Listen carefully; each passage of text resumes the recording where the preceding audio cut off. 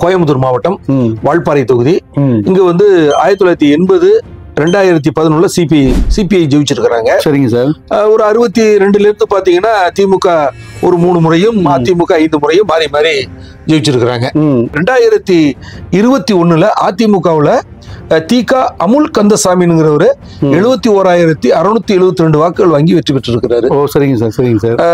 CBI கட்சியில வந்து M Arumugam அப்படிங்கிறவரு 59,449 வாக்குகள் வாங்கி தோல்வி அடைந்திருக்கிறாரு. சரிங்க சார். இங்க அதிமுக எவ்வளவு வித்தியாசத்துல ஜெயிச்சுச்சுன்னா வெற்றி பெற்றது என்று பார்த்தோம்னா 12,223 வாக்குகள் வாங்கி வித்தியாசத்துல அதிமுக வெற்றி பெற்றிருக்குது. 2024 மக்களவை தேர்தலில் வால்பாறை சட்டமன்ற தொகுதியில பதிவான வாக்குகள் திமுக 68,590 வாக்குகள் வாங்கியிருக்கிறாங்க.